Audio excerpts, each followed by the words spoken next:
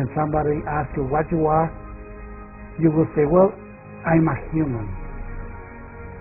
But you say that because everybody agrees that what humans represent. Oh, I'm energy, I'm light. But what is the truth? The truth is that you don't even know what you are. You know that you are, that's true. But do you really know what you are? Do you think you know what you are? I don't think so. I have woken up in other people's bodies where I know I'm not in my own body, where I'm looking through another person's eyes and looking out at the world that they see, and it ain't me that I'm seeing. Well, it turns out that 50 years ago, we couldn't even think of this. It's a strange idea. 30 years ago, you couldn't talk about it over the dinner table. But what's happening now? Now you set the intention to find something and to align with something, it's going to come into your existence. Knowing that I am a soul and that all of the people that I interrelate with are souls completely alters my perspective of how to live life day by day and moment by moment. How do you give them that knowledge, or how do they come to know for themselves that there's more? I see a dumbing down of America right now. It's a dumbing down that I do not think is best. I think it is appeal to our lowest nature as opposed to our highest nature.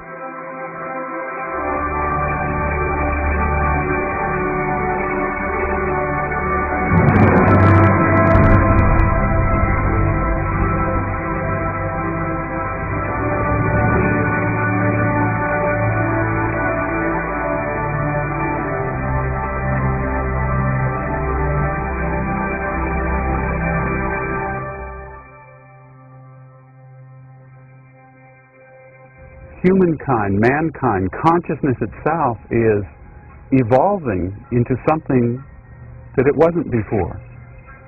And we're part of that.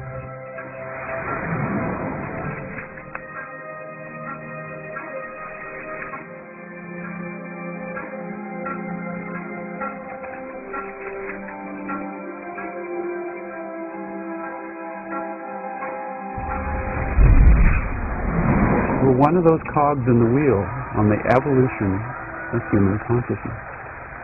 What we're evolving into is what we as human beings create. It's an evolving process. We're in a total process that's evolving all the time, and that we are part of the creation of it.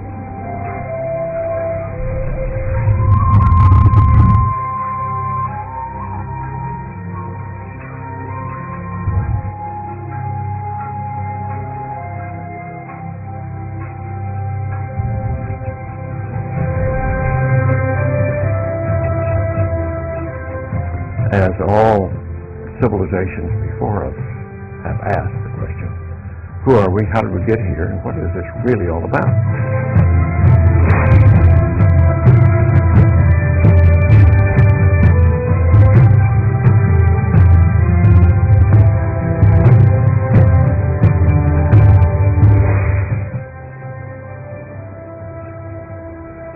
Our scientific cosmology at that point, and even today, suggests that it's all a cosmic accident.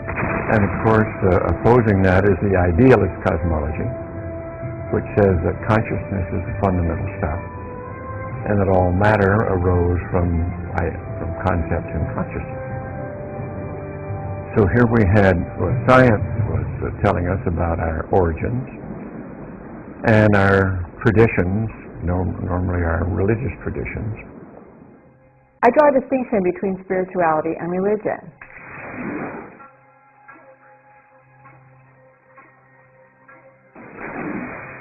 A religion is when a group encodes certain beliefs and traditions, and an individual is either born into that group or joins that group and adopts those beliefs and traditions for their own. A path that's spiritual is often more individual, where someone might even be a member of a religious group, but then has a profound experience, such as a near-death experience, or a personal mystical experience of the divine, and then the religion doesn't fit anymore. It doesn't necessarily mean the religion is wrong. It's just that people are having a more direct experience in which it's not so much belief anymore, but an actual knowing, or what I call faith.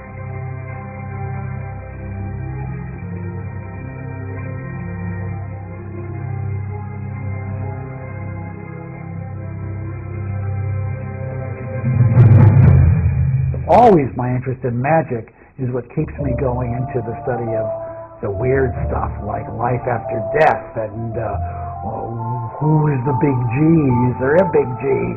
Or is it just all a big law of the universe that we exist like this?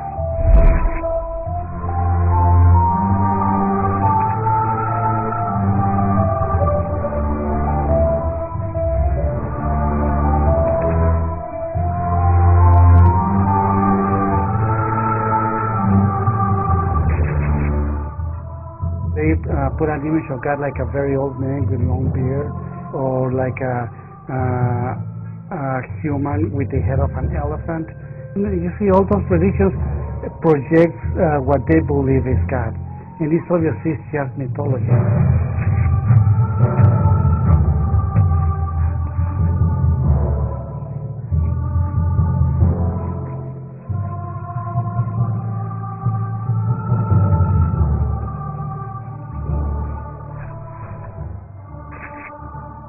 Even that mythology, it came because represents something that was true, and now what the religion projects is images that have nothing to do really with God.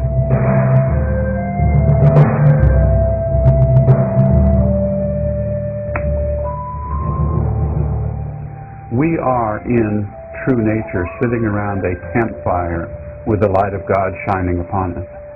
Behind us in the forest are dancing silhouettes of our persons sitting around the fire of God, the light of God radiating, and it is the shadows, the silhouettes on the forest behind us.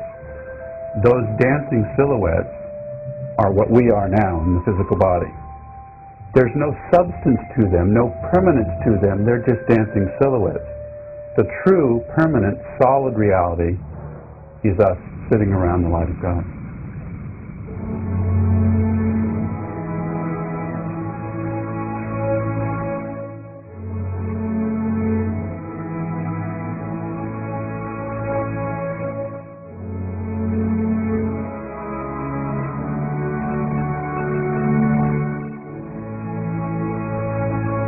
The basic matter, the flesh, the emotions, the feeling, nature that we have as humans is not markedly different than what animals have, and certainly we see that in the higher primates who are closer to us in not only their DNA but in their behavior and their social behavior and their interaction one with it. So we cannot assume any longer that we're really not animals, that we're apart from nature in this regard. That's an old myth that's utterly wrong. We call our intuitive capabilities our sixth sense, and that's just dead wrong. They should be called our first sense. We have become more left brain and screened out these intuitive right brain capabilities that seem to be natural, that seem to be a part of our basic nature. If we go back in time, anywhere between 1,500 and 2,000 years, if we go back in time that far, we discover that most cultures of the world were mystical. And mystical means that the soul has continuity. Mystical means that we exist in body and we exist in spirit.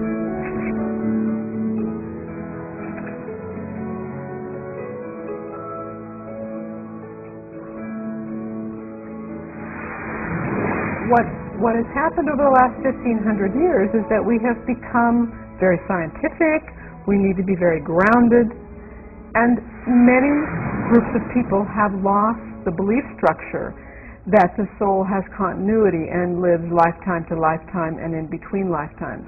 Belief systems have been handed down through the ages. Now, you have an opportunity through what we do, in a way, to explore that. You know, look into that belief system. Can you turn that belief into a known? Or is it just a belief system? The only way you do that is through exploration. That is the key.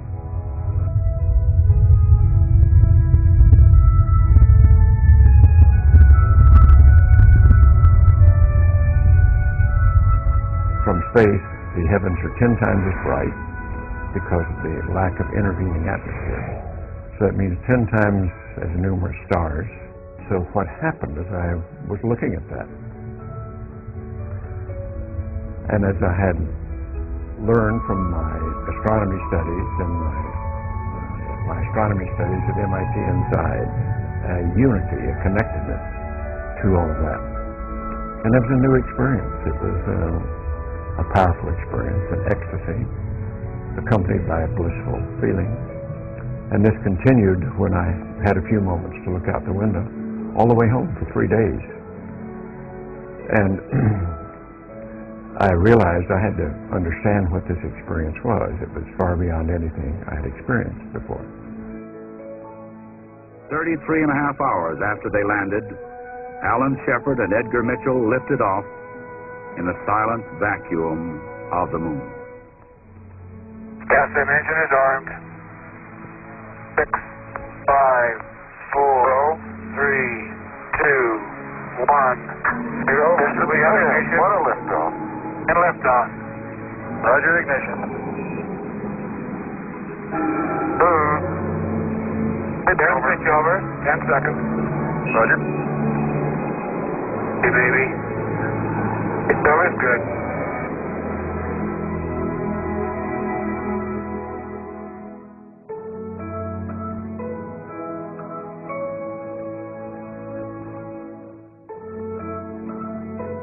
It's probably being more accepted today because so many more people are having these experiences, or awakening to these experiences, and are questioning a little bit more. And I think, again, this is part of the evolving process, that everything's evolving. And so we're evolving into becoming more awake and more conscious of the energy of who we are. You know, it's the old saying that we're spiritual beings having a human experience. Of course that the soul exists, but people misinterpret what is soul. They create that it's a ghost. No, it's not a ghost. The soul is a force. It's a force that begins in the moment of conception.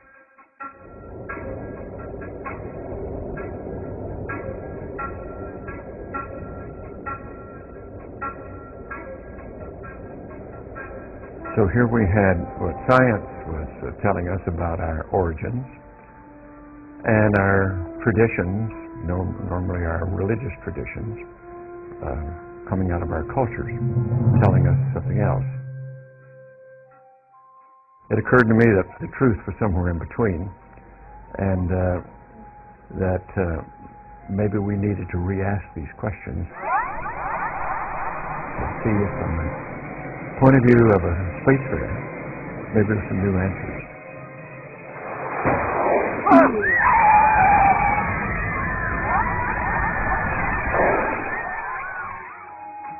And it seemed to be that the nature of consciousness was the question to ask. That was the great enigma. Was consciousness just accidental, as science would have? Or was it the fundamental stuff, as most cultural idealist traditions would have?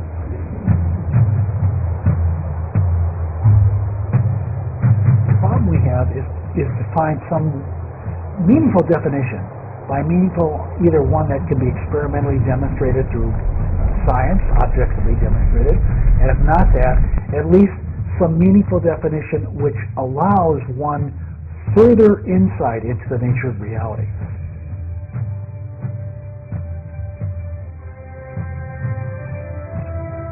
You've asked this question about what happens to me, what happens to who I really am if I'm not in the physical body. And I would say, what happens to the person who is having a dream? You're in the middle of the dream, and then suddenly you wake up. Well, what happened to the thing you were during the dream? It just sort of vanishes. We're stuck in metaphor, and that's where we get into all the trouble, because we think of it going somewhere. But how can it go if there's nowhere to go? There's no, I could say, well, my consciousness goes from here to Memphis, Tennessee, and that's where I'm going to be.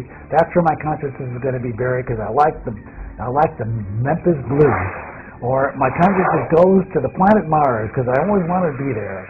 But it doesn't go anywhere, because it doesn't have any place to go to. It is omnipresent. If we study the concepts particularly of Hinduism and other belief structures that are tied to the Sufi beliefs and the Zoroastrian belief structure, again we find that those belief systems, beyond the shadow of a doubt, believe that we remain in body. When our soul dies, our soul is exited out of our bodies, and our souls will live again in a body. The Eastern mystical point of view, and what I think quantum physics is suggesting to me anyway, is that that's not the whole answer. That somehow matter comes out of mind rather than mind coming out of matter, and that changes things. Or maybe better put, both mind and matter are different illusions of this deeper reality, which is neither mind nor matter, but somehow both. So quantum mechanics has been around all of the 20th century. It is a major development of the 20th century that has allowed most of our physics technology and our new modern technology to be what it is. It also allowed the thinkers of the period to realize that body-mind were interactive, and that maybe we were going to have to look at consciousness after all within science, whereas before it had been considered the realm of theology and philosophy.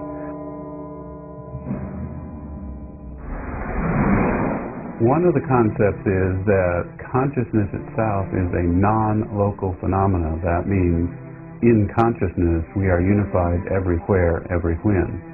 It is our focus of attention or our alignment, what we pay attention to in one particular moment. Right now I'm paying attention to being in the body, but that doesn't mean that I don't exist everywhere, every when. All particles, all things have these dual components, a local manifestation and a non-local existence.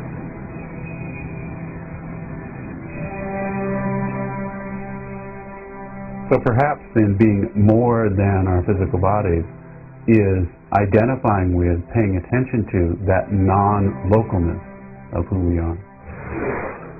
So existence and information are the basis not only of our being, but our knowing, why we know anything at all. Spirit is the fundamental vibration of nothing. But by nothing I mean the absolute void of which everything comes. It's the spiritual vacuum, if you will, the void out of which everything arises. It may be related to the physical vacuum, which we know is capable of, once being energized, of producing particles and antiparticles, which is the particle-antiparticle circus which arises from particle physics that we know about. Because mind, consciousness, this mysterious essence of who we are, doesn't have a space-time coordination. The common thought is it's as big as the body, and it lasts as long as a lifetime. You're born, you live, and then you die. And then your body decays into dust. And before that, you're just dust and eggs and water, and starts fertilizing in DNA and blah, blah, blah, blah, and all electrical sparks start flying, and pretty soon there's a fetus, and the fetus becomes a baby, and all of that, is somehow the notion that consciousness is contained within the unit of the body. So basically, when our soul is new, when our soul is young, is born, we might say, we are assigned a spirit guide. that guide then works with us, whether we're in body, whether we're not in body. That guide has higher wisdom, is almost always more experienced as a soul than we are, sometimes dramatically more experienced, sometimes only minimally more experienced, depending on how quickly we progress.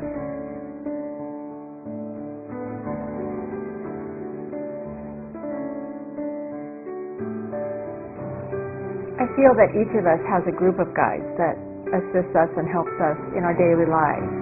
However, my clients tell me that they often meet a master teacher guide in their life between life experience who is responsible for overseeing their soul's progress from embodiment to embodiment. And this guide may or may not be intimately involved with their daily life, but is responsible for overseeing their progress over many, many lifetimes.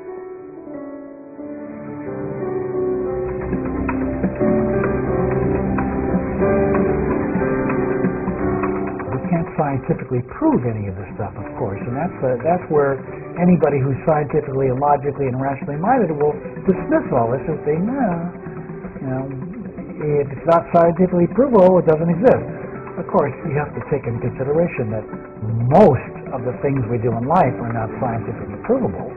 In fact, the stuff in life which is scientifically provable is probably less than 10% of everything we do.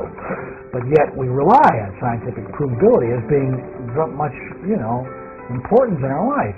We look at anecdotal evidence, and there's so much of it right now. Death experiences, children that are born with memories of aunts or uncles or even grandparents that have died years before the child was even born.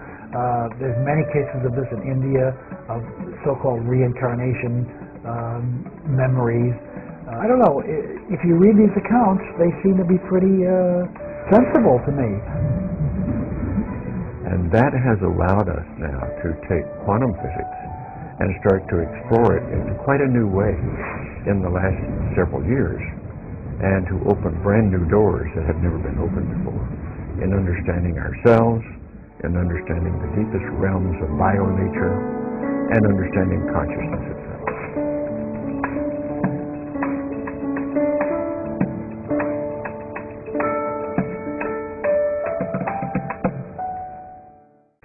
I have woken up in other people's bodies. Now that's really weird. Where I know I'm not in my own body. Where I'm looking through another person's eyes and looking out at the world that they see, and it ain't me that I'm seeing. It ain't my world that I'm looking at. One time, I woke up, got out of bed, went to take a whiz, and I walked inside in the bathroom in my log cabin, stood over the toilet, just about to pee, and suddenly I realized I didn't go to sleep in a log cabin. There's no log cabin where I was. What the heck am I doing in a log cabin? And that's when I realized I was in somebody else's body. He was whizzing, and I was there watching.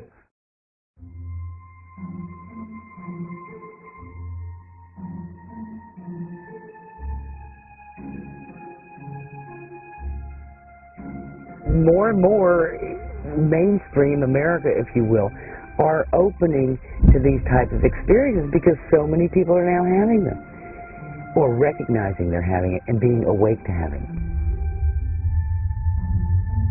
I think there's a coming together of, let's say, science and spirituality. It seems that it's more of a coming together of that. And when I say spirituality, not necessarily religion. My father was a successful businessman in New York back in the late 40s, early 50s. He was the producer of over 50 radio shows. And being the left-brain successful businessman he was, when he started having these out-of-body experiences, he really questioned what and why was this happening to him? What was this out-of-body state? So he looked to Western science to give him the answer, which is how we came up with the process known as hemisync, which is a sound technology. And in using certain frequencies in the sound technology, combinations of certain frequencies, we're able to help people move into these different states of consciousness, different states of awareness. We have means let people know they are more than their physical body. And knowing you're more than your physical body is the beginning of knowing that you survived physical death. He influenced a lot of thinking, and because of his books, a lot of people began to experiment with out-of-body experience. I got influenced by it because it no longer became something I didn't recognize when it happened. The problem is, until somebody like Robert Monroe steps into the world and says, this is something that happens, people don't try to do it. They don't. It may have happened to them, but they don't. It's like a blur. You don't see it. When somebody says, this is that, then you begin to recognize it when you have that experience. The ability to tune into this consciousness, to become aware of your out-of-body state, I think is the true question. It's not who has the ability to get out of their body and who doesn't.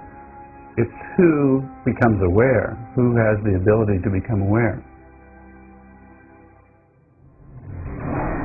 I think the very first time I was floating above my body, and I was near the ceiling, and I could see the ceiling very clearly, and I kind of like started to feel myself drawing down. I don't know whether I was afraid or didn't know how far I was going up, how high I was going to go, or whether I'd go through the ceiling. I don't know. Some fear mechanism probably drove me back down. When I got back down again, I remember trying to get my hand inside of my body. It was very unusual. It's like my body was a glove, and I couldn't get my hand to fit inside my thumb. Everything was a little bit, helter-skelter for a while. And I finally got my little finger into the little finger space, and everything kind of fit in. I finally fit in. And when astral projection is happening, the question I would personally wonder is, the soul that's incarnate who is experiencing the astral projection, are they projecting into the spiritual realm, or are they projecting into the space that I believe exists closer to Earth, and the space that is between being incarnate and being fully in the spiritual realm and what we experience in life between life regression? The only thing we ask you to consider is that you are more than your physical body. Just consider that. And through that, the HemiSync technology helps you really move into knowing that. Not just believing it, but because it's able to put you into a relaxed state. First of all, that's the key of anything, is to move into a totally relaxed state. And once you're there, you begin to open up and expand into the energy that you are, which is more than your physical body. And we've known for years and years that when you can be in that very deeply relaxed place, then we let go of our defenses, we let go of blocks and obstacles that perhaps get in the way of exploring, and so from that place of deep relaxation, then we can open up to all kinds of possibilities. Ancient cultures have been doing this through rhythmic drumming, through dance, and through chanting and rituals for thousands of years in many, many, many cultures. The technology of stereo and Dolby Digital surround sound is something new to the 20th and 21st century. We have found a way to use that modern-day technology to do what cultures have been doing for thousands of years.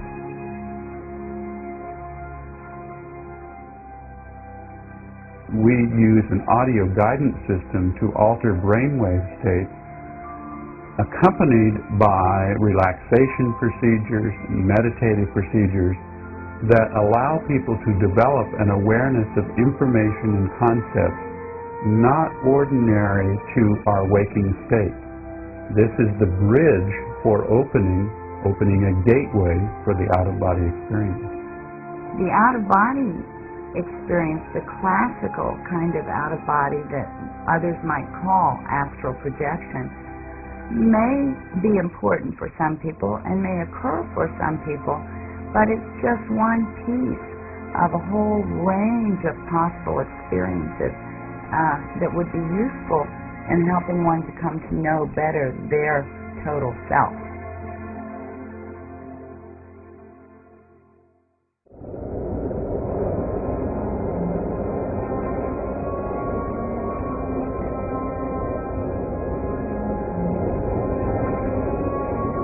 Well, death is the big unfocus. Letting go.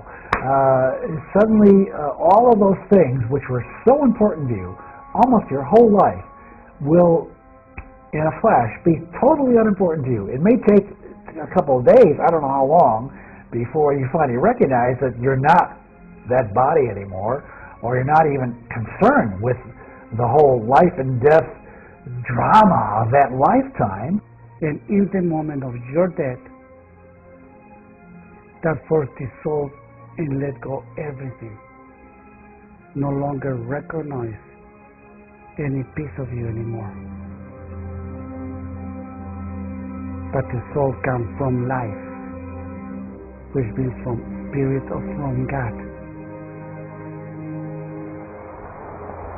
Essentially, our soul is waves of light and color. Our soul is energy. And so when our soul is released out of our physical body, essentially what happens is the energy vibrations heighten so that our soul is able to leave our body. And our body is very dense and low and of a vibrational nature.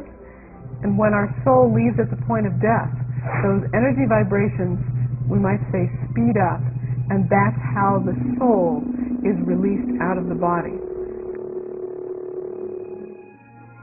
When a person goes through their own death in a past life regression, it's usually very easy for them to leave their body and to realize that they've died. I always take a moment for them to reflect on the life they've just left. It's a very interesting experience for people to realize that they're not really that body. They almost always are above the body looking down. They can see the people in the room, that their wife or husband is crying over the body, and they almost always describe a sense of release. And that it's easier for them to have passed over than for the people left behind. This is something I think is interesting for us to remember when someone has died that's close to us, that we're usually going through much more trauma than they are, and almost always there's immediately a sense of relief and peace, and especially if they've been ill or in any pain. I have learned to experience death in a peaceful way, where if I was asked that question 6, 7, 8 years ago, I would have looked at it in an entirely different light, with a lot of fear of the unknown and what to expect. We are living in a physical body that is alive because of us. We give life to this physical body. Mind exists because we give life to that mind. Without us, the physical body will disappear, will become dust, and the mind will be dissolved. What we really are is life, and life is eternal. It never ends. It never begins. But it's shifting, it's growing, it's transforming, and there is nothing but transformation.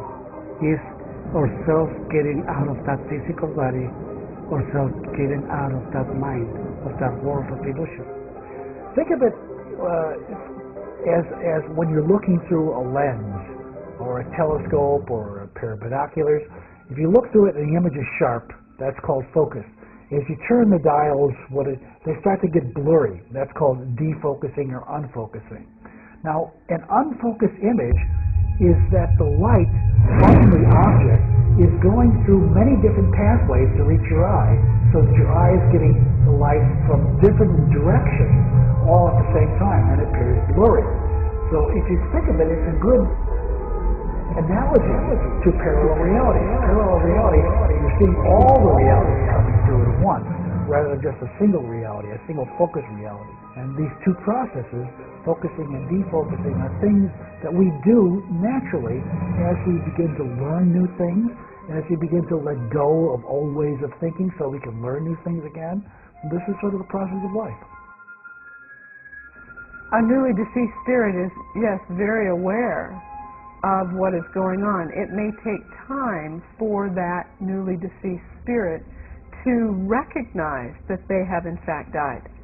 There are times when the newly deceased spirit remains close to the body that they've just been released from. And that spirit may hover close for a fair length of time. Could be hours, could be days. Both recognizing what has happened for the spirit and taking care of what I might call unfinished business. It reminds me of a story of a client, a soldier, a young soldier, I think 18 or 20 years old, when he died in war. And he was very concerned about his mother. So he spent a great deal of time attempting to communicate with and comfort his mother before he was ready to move on. And the question we always ask in a life between lives regression is, so how do you do this communicating? How do you energetically connect with someone that remains incarnate? And the descriptions are fascinating at times. It's the soul will say, I send energy into the heart of my mother. And the interesting part is sometimes what's said is that the loved one that still remains in body recognizes the communication, and sometimes there's lack of recognition. And I would hope that through information such as what I'm sharing, that more and more people would come to accept that their loved ones absolutely very often attempt to communicate and let them know that they're fine.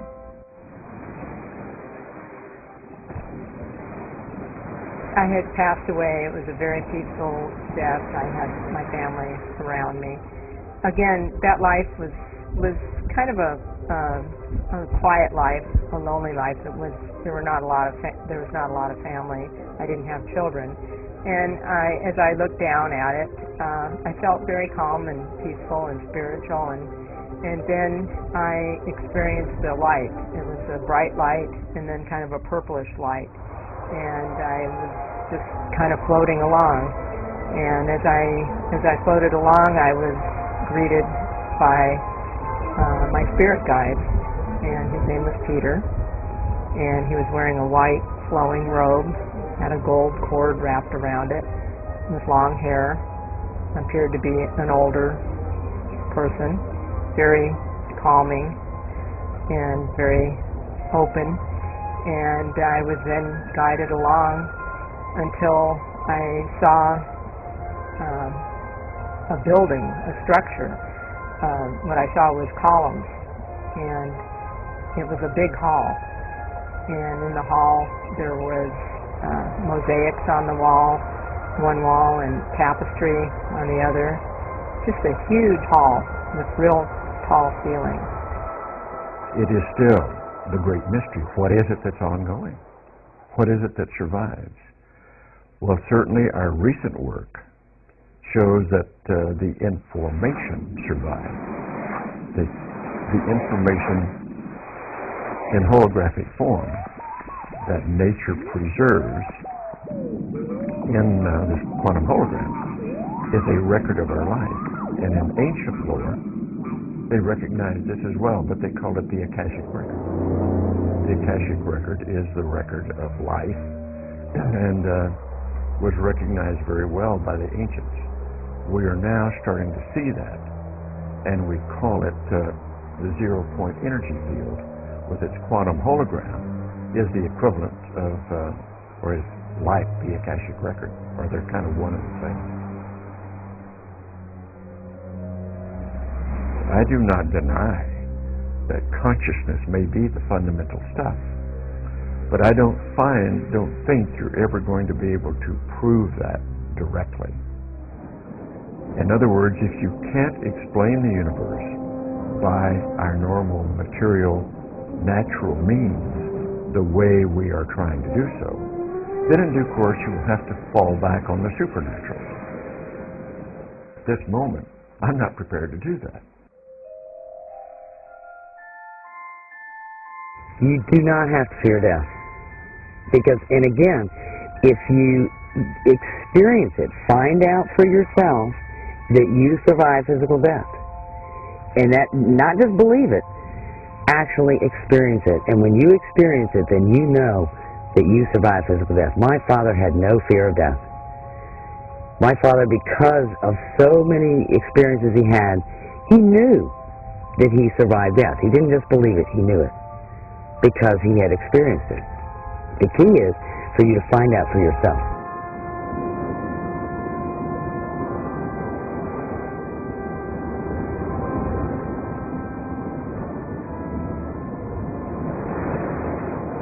And we find that people may be very familiar with the territory.